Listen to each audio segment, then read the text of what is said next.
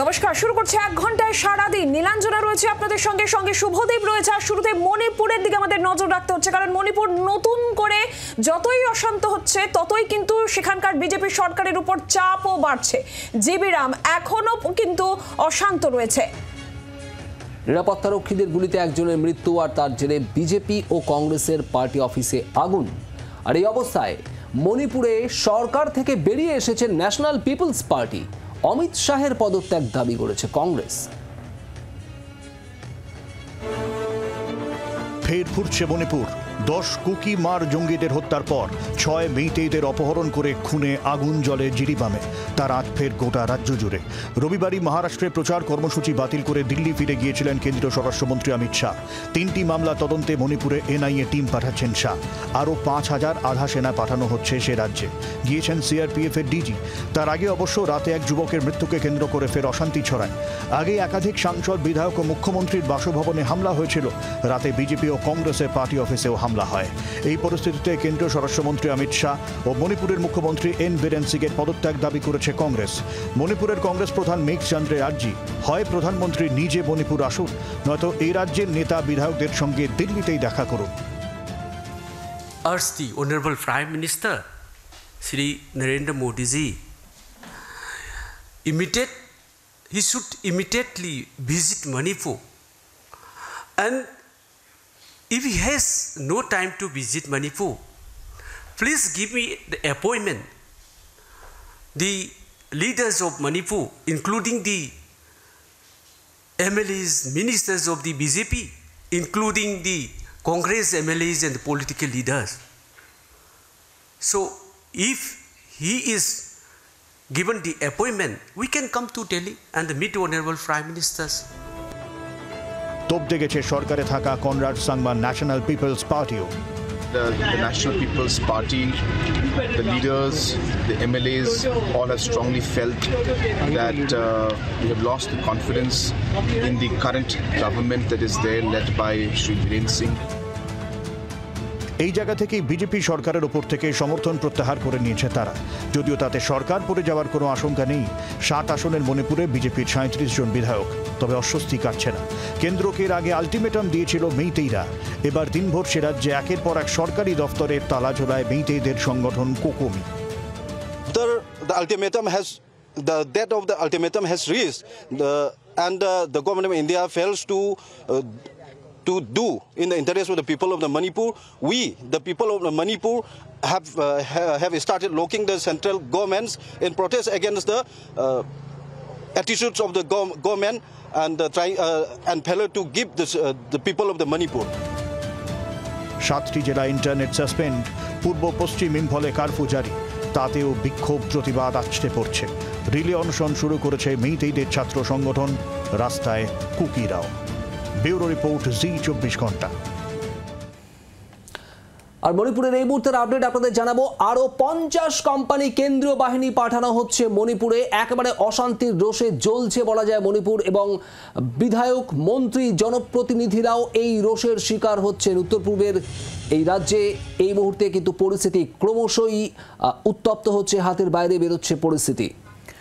আর 6 জনের দেহ উদ্ধারের পর থেকেই আরো কিন্তু উত্তপ্ত পরিস্থিতি, বিক্ষোভ। রাজ্যের পরিস্থিতি দেখতে কেন্দ্র দলও পাঠাতে পারে বলে মনে করা হচ্ছে। আমরা আরো আপডেট একটু নেব।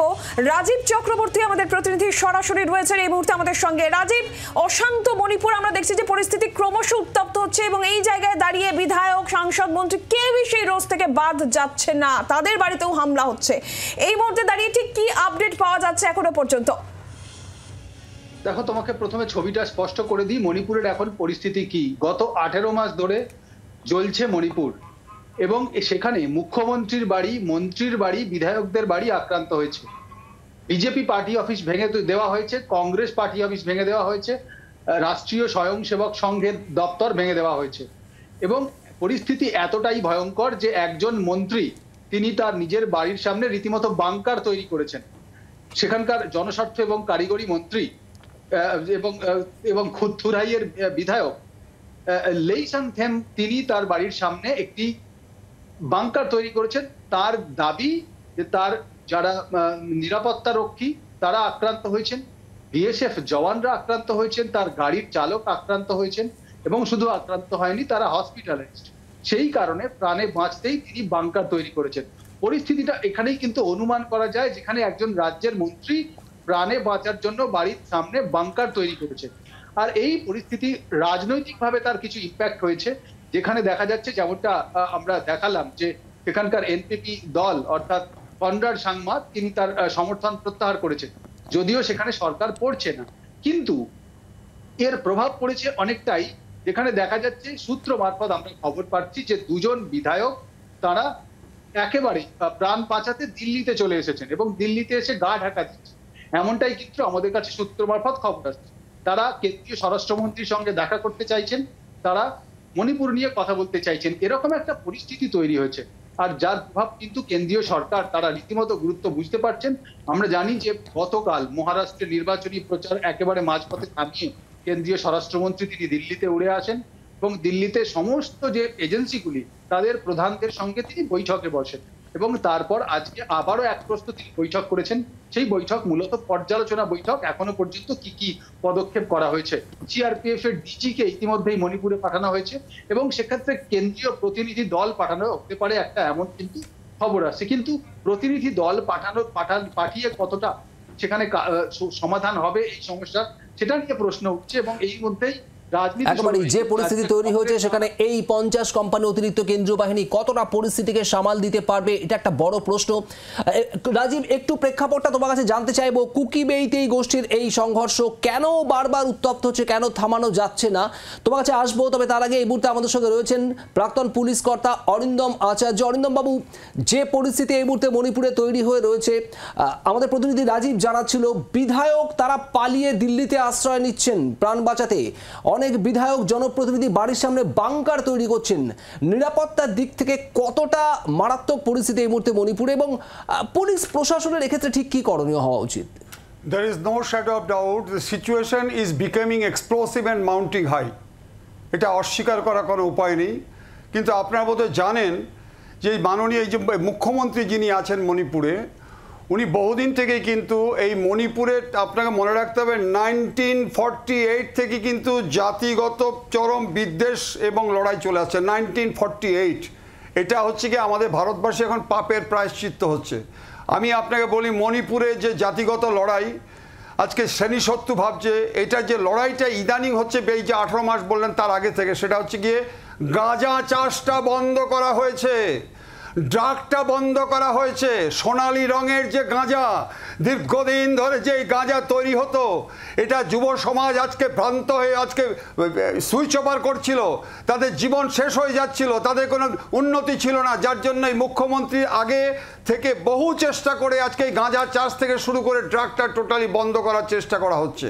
এখন আপনারা যেটা বলছেন 50 কোম্পানি, এটা এইভাবে হবে না, পৃথিবীর ইতিহাস তা বলে না। সর্বদলীয় একটা মিটিং করে সবাইকে নিয়ে আজকে আলোচনার মাধ্যমে কিন্তু এই প্রবলেমটা সলভ করা দরকার। কারণ by showing hostile attitude and red rice এবং আজকে মিলিটারি অ্যাকশন করে মানুষকে মেরে কিন্তু এই সমস্যার সমাধান হবে না। সমাধান তাহলে কোন পথে অরিন্দম বাবু? তার কারণ যেরকম খবর পাওয়া যাচ্ছে পুলিশদের মধ্যেও এই কুকি বনাম মেইতে এই গোষ্ঠীর প্রভাব পুলিশদের মধ্যেও পড়ছে, তারাও একেবারে আড়াআড়িভাবে বিভক্ত হয়ে যাচ্ছে অনেক জায়গাতে। একদম ঠিক বলেছেন আপনি। কারণ কি তাদের, আমি তো বললাম জাতিগত বিদ্বেষ দীর্ঘদিন ধরে চলছে এটা। কিন্তু আজকে যে পরিস্থিতিটা হয়েছে এই দুটো জাতির মধ্যে আজকে দীর্ঘদিন ধরে লড়াই এলাকা, এবং আমি আর অন্য কথা বলতে চাচ্ছি না, কিন্তু মেইন জায়গাটা হচ্ছে গিয়ে আপনারা যদি এতটুকু খোঁজ রাখেন মণিপুর থেকে শুরু করে বিভিন্ন জায়গায় যে আজকে ড্রাগ মাফিয়া এবং অন্যান্য যে সমস্ত ড্রাগগুলো তৈরি হতো, তার মধ্যে আমি নর্থ বেঙ্গলে চাকরি করেছি ভাই, সোনালি রঙের যে গাঁজা, সেই গাঁজাটা আজকে এই মুখ্যমন্ত্রী বন্ধ করে দিয়েছে। তার সাথে আরও অনেক কিছু আছে। Hence the relation in between druggers, যেমন রিলেশনটা স্টার্ট হয়েছে। অতএব এই ক্ষেত্রে আজকে যুব সমাজকে ঠিক করতে হবে। আজকে আমি আবার বলছি সর্বদলীয় মিটিং করে সবাইকে নিয়ে কিন্তু আজকে জাপাতে হবে। অরিন্দম বাবু, অবশ্যই আসবো আপনার কাছে, সঙ্গে থাকতে আপনাকে অনুরোধ করব। আমরা আবার একটুখানি রাজীবের কাছে যাই। রাজীব, কেন্দ্র দল পাঠাতে পারে, পরিস্থিতি এতটাই উত্তপ্ত পর্যায়ে পৌঁছে গেছে মণিপুরে, যেমনটা তুমিও আমাদের জানাচ্ছিলে বিধায়করা দিল্লি চলে আসছেন। সব মিলিয়ে এখনো পর্যন্ত কেন্দ্রের তরফ থেকে কি ভাবনা চিন্তা এই মণিপুরকে নিয়ে রয়েছে? কারণ বিগত 8 মাস ধরে, সেই 2023 থেকে আমরা দেখছি যে বারবার করে মণিপুরের পরিস্থিতি উত্তপ্ত হয়েছে। এই যে জিরিবাম এলাকার নাম আসছে, প্রথম পর্যায়ে এখানে হিংসার রাত ছিল না, কিন্তু এখন এই এলাকাও হিংসার মধ্যে অন্তর্ভুক্ত হয়ে গেল। দেখো, এখানেই প্রশ্ন উঠছে, মণিপুরে গত 18 মাস ধরে বিভিন্ন জায়গায় আগুন জ্বলছে এবং বিরোধী রাজনৈতিক দলগুলি তারা বারংবার একটা প্রশ্ন তুলেছে যে কেন্দ্রীয় সরকার তারা উপযুক্ত পদক্ষেপ করছে না। বিশেষত কংগ্রেস, প্রধান বিরোধী দল দেশের, তারা কিন্তু এই প্রশ্নটা বারবার তুলেছেন এবং মণিপুর নিয়ে প্রধানমন্ত্রী নরেন্দ্র মোদী তিনি কিন্তু মুখে কুলু পেটে রেখেছেন, এমন অভিযোগও উঠেছে। আমরা দেখেছি সংসদ দীর্ঘদিন ধরে উত্তাল হয়েছে এই মণিপুর ইস্যুতে। সেক্ষেত্রে কিন্তু এই বিষয়টি অস্বীকার করা চলবে না যে মণিপুর নিয়ে কেন্দ্রীয় সরকারের ভূমিকা প্রশ্নের মুখে রয়েছে। যতই গাঁজা বন্ধ করা হোক বা অন্যান্য বিষয় যেগুলি বলছেন সেগুলো ঠিক আছে, কিন্তু একটা রাজ্য 18 মাস ধরে জ্বলছে, সেক্ষেত্রে করণীয় কি, সেই জায়গায় কিন্তু সঠিক একেবারে পদক্ষেপ করা হয়নি। আর যার ফল আজকে ভুগতে হচ্ছে, যেখানে দেখা হচ্ছে যে মন্ত্রীদের বাড়ি আক্রান্ত হচ্ছে, মন্ত্রীরা আক্রান্ত হচ্ছেন, মন্ত্রীকে তার বাড়ির সামনে বাংকার বানাতে হচ্ছে। পরিস্থিতি, যেটা তুমি জানতে চাইছো, সেটা ক্রমশ ভয়ঙ্কর হচ্ছে। দেখো, আরো আধা সেনা বা আরো 5 কোম্পানি কেন্দ্রীয় বাহিনী পাঠানো হচ্ছে বা 50 কোম্পানি পাঠানো হচ্ছে, সেটা একটা বিষয়, কিন্তু যখন গোটা রাজ্যটাই চলছে, যখন দুটি জনগোষ্ঠী মেইতি এবং কুকি তারা একে অপরের প্রাণ নিতে উদ্যত, সেই জায়গায় দাঁড়িয়ে রাজনৈতিক দলগুলির যে কার্যালয়, এটা কিন্তু নতুন একটি দিক, যেখানে দেখা যাচ্ছে সেখানে যারা বিজেপি সমর্থক, অর্থাৎ বিজেপি যারা রাজনৈতিক দলের যে কার্যালয় রয়েছে সেটি আক্রান্ত হয়েছে, কংগ্রেস কার্যালয় আক্রান্ত হয়েছে, আরএসএস এর কার্যালয় আক্রান্ত হয়েছে, বিধায়করা আক্রান্ত হচ্ছেন, মন্ত্রীরা আক্রান্ত হচ্ছেন। অর্থাৎ এখানে কিন্তু এই যে ব্যাপ্তিটা, এই ভয়ঙ্কর ব্যাপারটা, সেটা কিন্তু একটা চরম জায়গায় পৌঁছে গিয়েছে। আর সেই জায়গায় কেন্দ্রীয় সরকারকে ভাবতে বাধ্য হচ্ছে, কেন্দ্রীয় সরকার তারা ভাবতে বাধ্য হচ্ছেন, যে কারণেই কিন্তু একাধিক পদক্ষেপ করা হচ্ছে এবং যেটা মনে করা হচ্ছে যে এবার অন্তত এই সময় দাঁড়িয়ে কেন্দ্রীয় সরকার তারা একেবারে উপযুক্ত পদক্ষেপ করবে এবং করতে সেটা বাধ্য হবে। তার কারণ বিষয়টি শুধুমাত্র রাজনৈতিক নেই, একেবারে গোটা পৃথিবীর কাছে দেশের একটা রাজ্য, এরকম একটা রাজ্যে এতদিন ধরে আগুন জ্বলছে, যেখানে মানুষের একেবারে প্রাণ কেড়ে নিচ্ছে এবং এই সমাধানের পথ কিন্তু কেন্দ্রীয় সরকারকে খুঁজতে হবে। সমাধানের পথ কি, এটাই এই মুহূর্তের সব থেকে বড় প্রশ্ন। তার কারণ গত 18 মাস ধরে এই প্রশ্নেরই উত্তর হাতড়াচ্ছে সমস্ত পক্ষ। রাজীব, তুমি আমাদের সঙ্গে থাকো। এই মুহূর্তে আমাদের সঙ্গে যোগ দিয়েছেন রাজনৈতিক পর্যবেক্ষক সম্বিত পাল। সম্বিত বাবু, এইটাই প্রশ্ন এবং মণিপুরের যা পরিস্থিতি এই মুহূর্তে আবারও নতুন করে উত্তপ্ত হয়ে ওঠা এবং পরিস্থিতি ক্রমশ ধাপে ধাপে হাতের বাইরে চলে যাওয়ার মতো অবস্থা, যেখানে আরও 50 কোম্পানি বাহিনী পাঠাচ্ছে কেন্দ্র। বাহিনীর সংখ্যা বাড়িয়ে কি সমাধান আসবে নাকি অন্য কোনো পথ? না, বাহিনীর সংখ্যা বাড়িয়ে সমাধান তো আসবে না, সেটা তো বোঝাই গেছে। কারণ এতদিন ধরে একটি অঙ্গরাজ্য ভারতের, সেখানে এই সমস্যা চলছে দুটি গোষ্ঠীর মধ্যে এবং তাদের অনেক কমপ্লেক্সিটিস রয়েছে। কাজেই শুধুমাত্র যে আপনি নিরাপত্তা রক্ষীদের এনে তাদেরকে দাঁড় করিয়ে তাদেরকে দিয়ে এই সমস্যা সমাধান করবেন, সেটা সম্ভব নয়।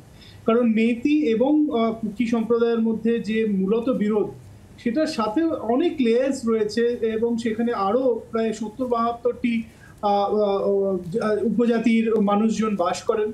এবং এখন যেটা পরিস্থিতি আমরা বুঝতেই পারছি যে সেটা হচ্ছে দুই পক্ষের হাতেই প্রচুর অস্ত্র রয়েছে এবং সেই অস্ত্রেরই আমরা ব্যবহার দেখতে পাচ্ছি। এবং গত 1.5 বছরের বেশি সময় ধরে যে ঘটনা ঘটে চলেছে মণিপুরে, সেটার জন্য অনেক বেশি উদ্যোগী হতে হতো রাজ্য সরকারকে এবং কেন্দ্রীয় সরকারকে সেই মতো এই বিষয়ে সাহায্য করার প্রয়োজন ছিল, যেটা হয়নি। এবং সেটা হয়নি বলি কারণ আপনি যেটা দেখতেই পাবেন এখন যে মেইতি এবং কুকি দুটি সম্প্রদায়ের মানুষের মধ্যে যে ধরনের একটা গৃহযুদ্ধ চলছে, সেইটা শুধুমাত্র আপনি সেন্ট্রাল ফোর্সেস পাঠিয়ে, আরো আজকে 50 কোম্পানি সেন্ট্রাল ফোর্সেস পাঠানো হবে বলে ঠিক হয়েছে, সিদ্ধান্ত হয়েছে, তা দিয়ে কমানো যায় না। এখানে রাজ্য সরকারের ব্যর্থতা, সেই নিয়ে কোনো সন্দেহ নেই যে তারা চেষ্টাই করেনি এবং তার অভিযোগের তীর কিন্তু মুখ্যমন্ত্রী বীরেন সিং এর ওপরেই পড়ে। এবং অনেকেই মনে করেন যে যেহেতু তিনি মেইতি সম্প্রদায়ভুক্ত, সেহেতু তিনি সেভাবে উদ্যোগী হননি এই সমস্যার সমাধান করার জন্য। এখন অনেকে বলতে পারেন যে কুকিরা যেভাবে আক্রমণ করেছে মেইতিদের ওপরে, বা মেইতিরা যেভাবে কুকিদের ওপর আক্রমণ করেছে, তাতে করে একটা সেখানকার যে ভারসাম্য এতদিন ধরে খুব ফ্রেজাইল ছিল, সেটা এত বছর ধরে, সেইটা সম্পূর্ণভাবে নষ্ট হয়ে গেছে, অবিশ্বাস রয়েছে, এবং সেখানে সাধারণ জনজীবন সেটা বহুদিন ধরে বিপর্যস্ত হয়ে পড়ে রয়েছে। সেখানে একটা গোষ্ঠীর মানুষজন আরেকটা গোষ্ঠীর অঞ্চলে আসতে পারে না, আরেকটা গোষ্ঠীর মানুষজন তারা অন্য গোষ্ঠীর অঞ্চলে যেতে পারে না। তো এই পরিস্থিতি, এবং সেইখানে যেটা আমি প্রথমেই বলছিলাম যে এত অস্ত্রের ব্যবহার হচ্ছে, এবং একদমই ঠিক এই জায়গাটাতেই আমি আসবো। সমিত বাবু, প্রাক্তন পুলিশ কর্তা অরিন্দম আচার্য আমাদের সঙ্গে রয়েছেন। অরিন্দম বাবু, এই এত অস্ত্রের যোগান, এই যোগানটা কি কোনোভাবে সেই সাপ্লাই লাইনটা বন্ধ করা সম্ভব হচ্ছে না রাজ্য পুলিশ প্রশাসনের তরফে বা কেন্দ্রের তরফে? যে বিপুল পরিমাণ অস্ত্র দুই সম্প্রদায়ের হাতেই রয়েছে, যেটা সমিত বাবুও বলছিলেন, কুকি মেইতে উভয়ের হাতেই বিপুল পরিমাণে অস্ত্রের যোগান, এই যোগানটা কিভাবে হচ্ছে এবং এটা কেন বন্ধ করা যাচ্ছে না, কি মনে হয়? বিগত দিনের যদি আপনি ধারাবাহিকগুলো দেখেন, যে সমস্ত অস্ত্র আজকে নাকি সিজ হয়েছিল, আপনি দেখবেন তার মধ্যে কিন্তু আজকে প্রমাণিত হয়েছিল যে একটা বিদেশি শক্তির হাত রয়েছে। আরও ভালো করে বলতে গেলে দেখা যাবে যে from the experiment of the rifle and other যেগুলো অটোমেটিক সমস্ত জিনিসগুলো পাচ্ছে, তাতে চায়নার ছিল, চায়নার। এবার পূর্বতন বক্তা যে কথাটা বলছেন একদম সত্যি। আবার অনেকে বলছে না যে প্রধানমন্ত্রীকে এখানে মণিপুরে আসার দরকার, ঠিকই যাওয়া উচিত, কিন্তু তাদের প্রশ্ন করি, যখন ন্যায়যাত্রা শুরু হয়েছিল তখন মণিপুরে গেলেন কিন্তু অরুণাচলে গেলেন না কেন, ওখান দিয়ে শুরু করলেন না কেন? প্রশ্ন হচ্ছে গিয়ে তর্ক বিতর্ক হবে। মেইন সমস্যাটা আপনারা বলুন, যে কথাটা আপনি বলেছেন, থ্যাংক ইউ ভেরি মাচ, যে অস্ত্র এত আসছে কি করে? অস্ত্র কিন্তু এই ইলেকশন হওয়ার পরে আসছে না, আগে থেকে যে অস্ত্রগুলো ছিল সেই অস্ত্রগুলো যদি আজকে রিকভারি করতো, রেস্কিউ করতো, তাদেরকে যদি আজকে অ্যারেস্ট করতো, ওটা যদি প্রিভেন্ট করতে পারতো, তাহলে কিন্তু এত অস্ত্রের প্রশ্নটা আসতো না। মুখ্যমন্ত্রী এন বীরেন সিং এর ব্যর্থতা বলি তো ধরা হবে সেক্ষেত্রে। অবশ্যই অবশ্যই অবশ্যই অস্বীকার করতে পারবো না। আজকে ইন্টেলিজেন্স কোথায়? আজকে মিলিটারির যে ইন্টেলিজেন্স ফোর্স রয়েছে সেটা কোথায়? আমরা যে আজকে স্যাটেলাইট নতুন নতুন তৈরি করছি, চন্দ্রায়ন 3 করছি, আমরা ওটা দেখতে পাচ্ছি না যে কোথা থেকে আজকে আর্মসগুলো জোগাড় করছে, কিভাবে ঢুকছে, আজকে এগুলো দেখতে পাচ্ছে না। আপনার মনে পড়ে যে মেয়েদের যে আজকে নারী জাতির যে সম্ভ্রম, সেটা পর্যন্ত আজকে ত্যাগ করে সবাই কিভাবে দাঁড়িয়ে ছিল, সেই দৃশ্য আপনার মনে আছে? সেইখান থেকে আজ পর্যন্ত আজকে কেন্দ্রীয় বাহিনীর সাথে যে বিরোধী পক্ষ এক হয়ে আজকে বার্নিং ইস্যুটাকে আমরা সলভ করবো তা নয়, ইন্ধন দিয়ে যাচ্ছে। আমি আবার বলছি, উনি যেটা বললেন সহমত, যে যতই আর্মস পাঠাক, মিলিটারি পাঠাক, কিন্তু আজকে কিন্তু সেইভাবে সমস্যার সমাধান হবে না। এটা হচ্ছে জাতিগত বিদ্বেষ। অরিন্দমবাবু আসবো, আমি আবার একটুখানি সম্বিত বাবুর কাছে যাবো। সম্বিত বাবু, যেটা বারবার করেই বলা হচ্ছে যে তাহলে কি এন বীরেন সিং মুখ্যমন্ত্রী তার ব্যর্থতা, এবং সেই মুখ্যমন্ত্রী ব্যর্থ হয়েছেন এইভাবে আমরা দেখলাম, কনরাড সাংমা তার সমর্থন প্রত্যাহারও করলেন। কেন্দ্রের ব্যর্থতা নিয়েও একাধিক প্রশ্ন বিরোধীরা তুলছেন যে একটা রাজ্য, দেশের একটা রাজ্য এত দীর্ঘ সময় ধরে এইভাবে অশান্তি পরিস্থিতি, প্রাণহানি ঘটছে, কিন্তু কোনো পদক্ষেপ কেন সেইভাবে করা হচ্ছে না? খুব স্বাভাবিকভাবে এই মুহূর্তে যে পরিস্থিতি রাজনীতির ক্ষেত্রে, অবশ্যই রাজ্য রাজনীতি এবং দেশের রাজনীতির ক্ষেত্রে মণিপুর ইস্যু কতটা কি প্রভাব ফেলবে বলে মনে হচ্ছে?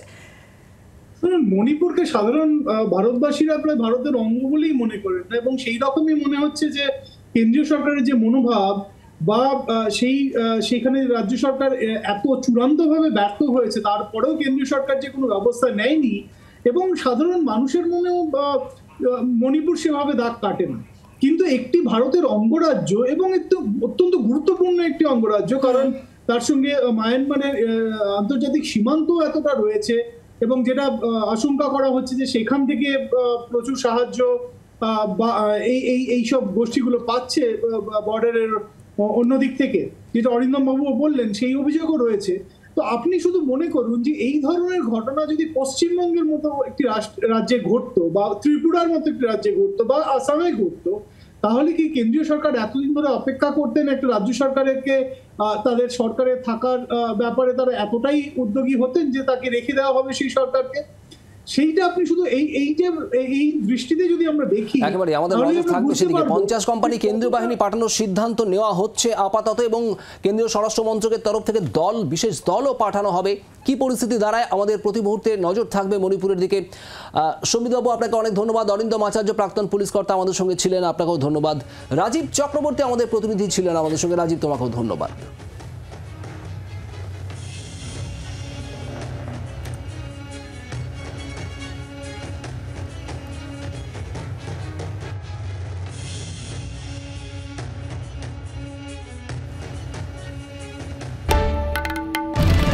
বাংলার আওয়াজ, বাঙালির আবেগ, জি 24 ঘন্টা।